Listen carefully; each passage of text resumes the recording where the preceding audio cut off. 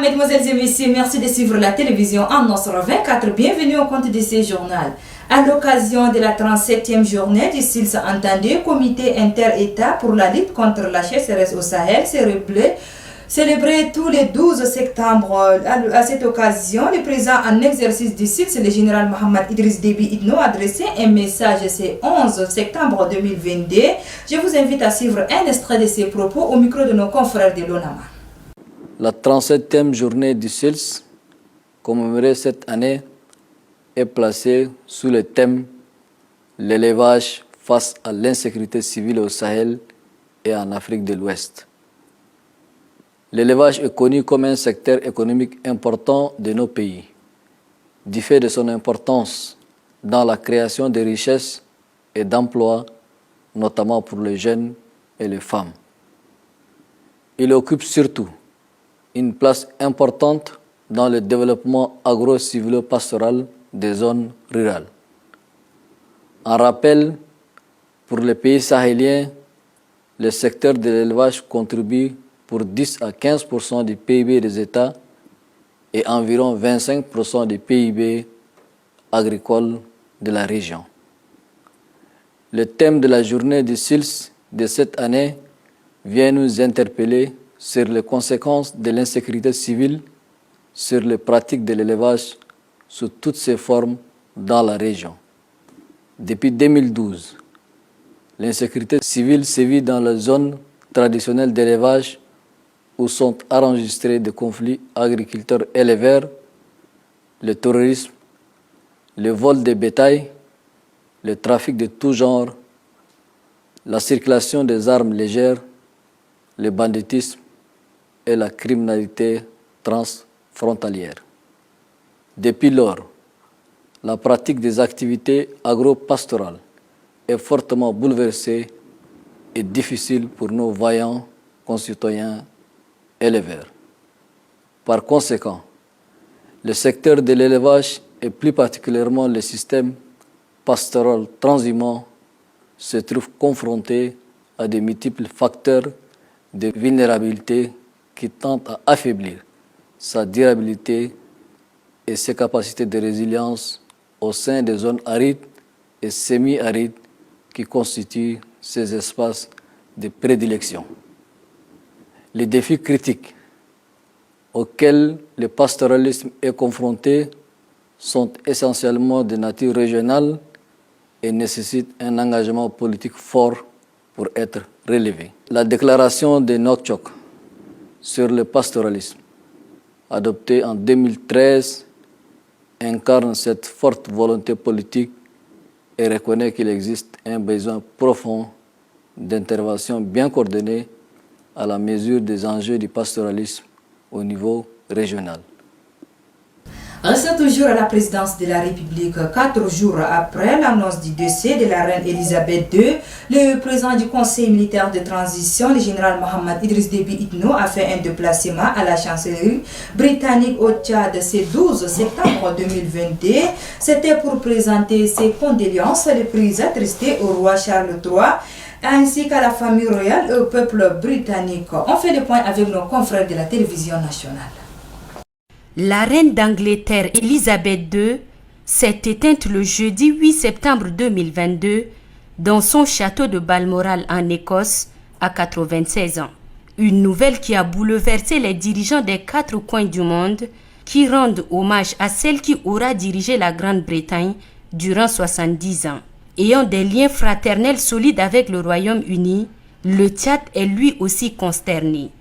4 jours après l'annonce de cette bouleversante nouvelle, le chef de l'État, général Mohamed Idriss Déby Itno, à la tête d'une forte délégation, a fait le déplacement de la chancellerie britannique au Tchad pour présenter ses condoléances les plus attristées au roi Charles III, à la famille royale et au peuple britannique. Face à la photo de la défunte reine, le président de la République, général Mohamed Idriss Déby Itno, écrit d'une plume pleine d'amertume, et je cite, « Figure emblématique des temps modernes, la reine Elisabeth II a marqué son règne en servant des grandes causes et une époque.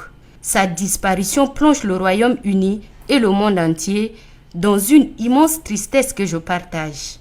Au nom du peuple tchadien, de son gouvernement et en mon nom propre, je salue la mémoire de la souveraine britannique et présente mes sincères condoléances au roi Charles III, à la famille royale et au peuple britannique. Que son âme repose en paix. Fin de citation. Après ces moments chargés d'émotions, le chef de l'État échange quelques mots de réconfort moral avec la chef de mission adjointe, Sarah Wilson. Un ultime hommage du peuple tchadien rendu à la reine d'Angleterre.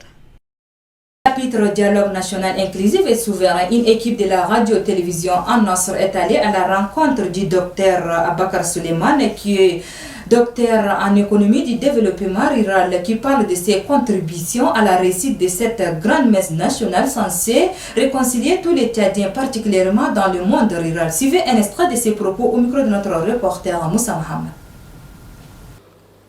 Le président Mamad Idriss Déby Itno, il a répété même hier que les portes sont ouvertes.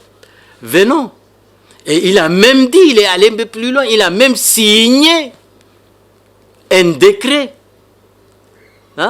notifiant que tout ce qu'on a arrêté au niveau du dialogue national sera exécutoire. Qu'est-ce qu'un Tchadien attend ou attendrait mieux que ça? Je crois que tous, il y a un temps pour la guerre, il y a un temps pour la paix. Je crois que le moment est venu que tous les Tchadiens viennent. Il faut d'abord venir, faites votre proposition, comme on l'a dit tout à l'heure, et maintenant, si après, on les exécute pas, et puis d'ailleurs, ce ne sont pas des choses qu'on va faire de demain. Il y en a qui sont ces recommandations qui seront là. C'est des recommandations qui seront exécutées à court, moyen et long terme. Voilà, j'ai dit une fois encore à mes frères et sœurs politico-militaires que les portes sont ouvertes. Le Tchad, c'est le Tchad de tous les Tchadiens. Je pense et je crois que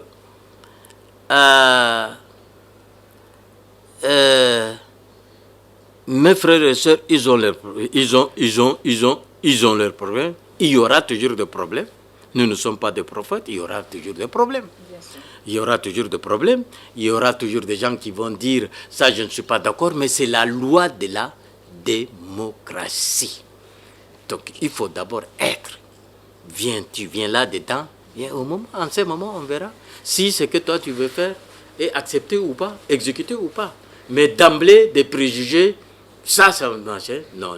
Dialogue national et inclusif, la sous-commission numéro 5 qui parle des politiques publiques et sectorielles se sont regroupées en sous-commissions thématiques pour les divers thèmes. À ce sujet, quelques participants interrogés à la sortie livrent leurs impressions au micro de notre reporter Idriss Ismail. C'est la commission politique publique et sectorielle.